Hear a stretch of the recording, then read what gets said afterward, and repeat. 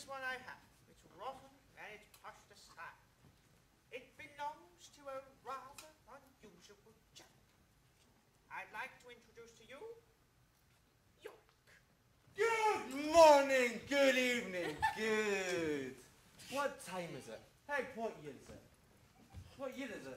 Come on, someone tell me what year is it? 2012.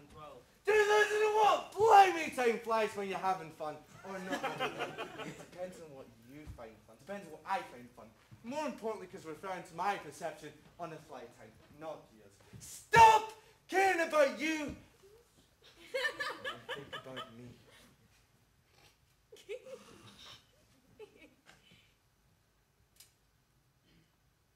Poor old me.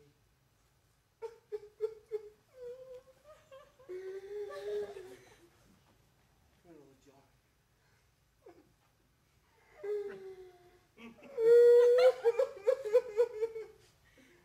For I've been dead for so long. Has my state of affairs been fun enough to speed the passage of time?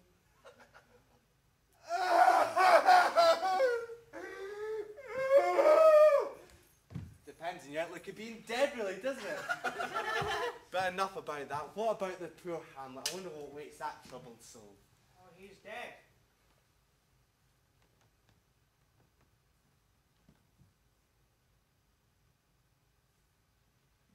Alas, poor Hamlet.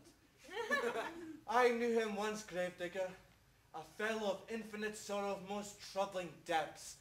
I have borne him on my back 1,000 times now. How abhorred in my imagination it is. For he was a little fat shit who ate nothing more than a prize-winning swine. I always thought to myself, what are they feeding this piglet prince? And why does he enjoy nothing more than riding my bloody back? Why can't he be content with juggling or foolish antics?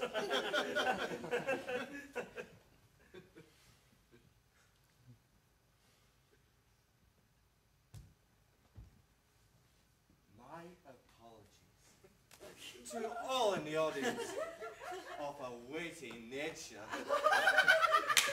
I do not refer to you as pigs. In fact, my metaphor was employed not to poetically comment on the prince's overeating, but his innocence. Like a pig, he lived naive and blind to his destiny, which was the inevitable slaughterhouse. This, of course, is all observed from the knowing place which bears the name of hindsight. And I, too, was a pig, not thinking of my end, but my next jest, which brings a tone of irony to my life as a professional fool. Life's a joke, and death's the punchline. And if that sentence is of any truth, then what stands before you is, ladies and gentlemen, the ultimate jester who has performed the ultimate jest. I thank you, and good night. Funny fellow, that one. He plays a fool. He plays a fool, yet speaks such wisdom. Or in my eyes, pretentious nonsense. You ask me, he's been touched by something and has too much time on his hands. What's so funny? That's what I Now follow me. There are more graves to be seen. Along your way. There are some unfilled graves here. I don't want to have to fill any quite yet.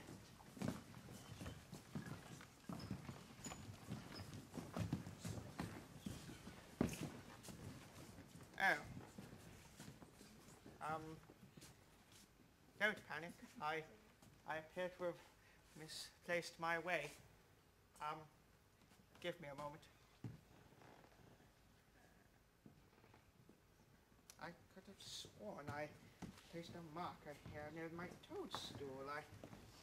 It's definitely not there. Gee, you'd think in all my years of service here, you'd think you'd know your way around the cemetery. No.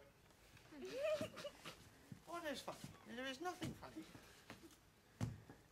Well, there might be something funny. Maybe my walk. Yes, it is amusing, I know. There's that toadstool. I thought I left it here. Anyway, we're going down this path now, so do follow me. Oh, be careful. Don't fall there, my dear. That would be very bad.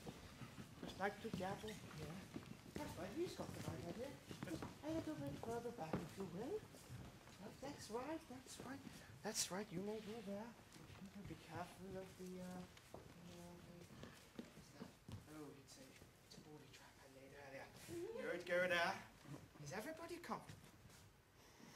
Again, no responses. My next speech. We come across a grave which I don't see many visitors. I hear her son has become a great writer. But what do you think?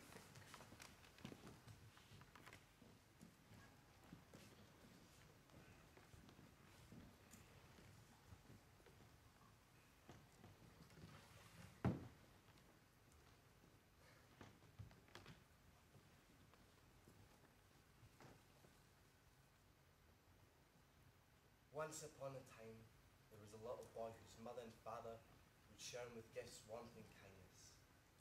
He need never ask for anything, for anything he ever wanted was given to him. And all the toys, books, papers, pens, and paints supplied to him meant his creativity ran wild, and his love for writing short stories began. He used to write such lovely short stories of a little green pig who refused to change his colour, and of demons and dragons. His parents' experiment worked. The first part of his parents' experiment had worked. He was 7 and the night was started. The room next to his own was locked and bolted for as long as he could remember, and he was never allowed to enter or see it.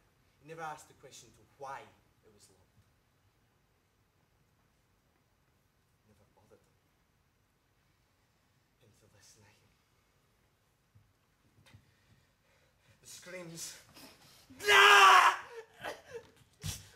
The screams of a small boy would emit through the walls on a nightly basis. The same screams he'd hear night on and night on. He'd ask his mother, what were all those noises? What were all those noises last night, Mama? He'd ask. It's just your imagination playing tricks on you.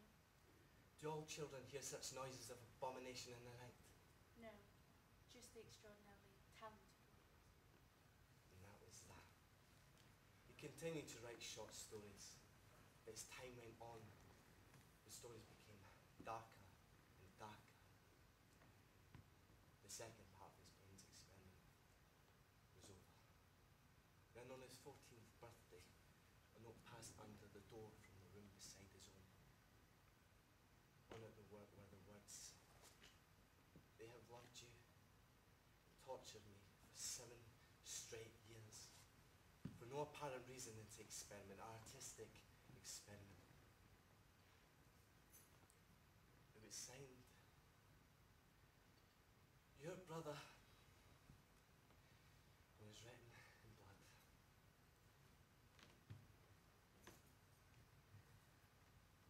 The boy broke the padlock and burst into the room.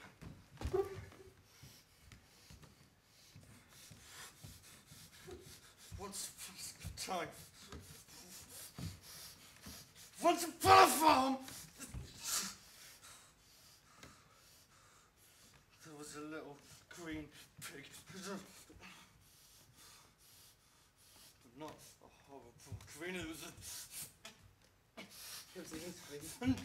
nice green.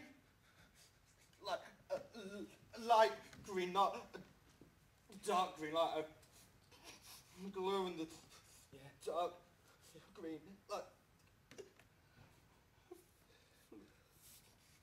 fluorescent green. Yeah. It's fine.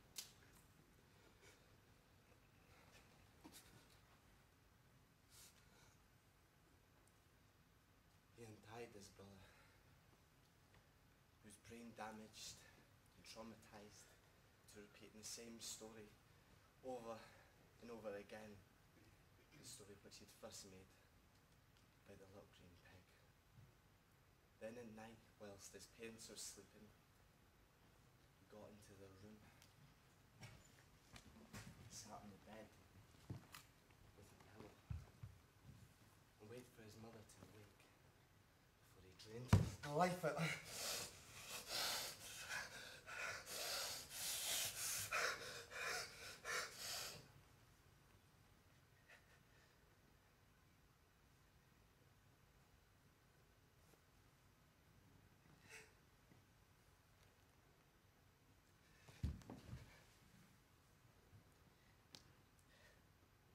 His parents' experiment was over.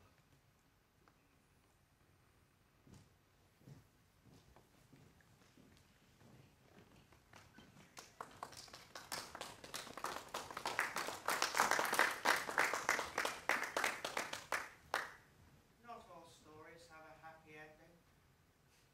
Yes. Now, just like to follow me again. It's a short journey, in fact. If you just mind backing up a bit. That's right. Just this way, this way. Thank you. Let you go beyond my arm here. And you keep going round. No, you must go further back. You must go further back. This booby trap, I don't know what it's capable of. I know I rigged it 30-something years ago.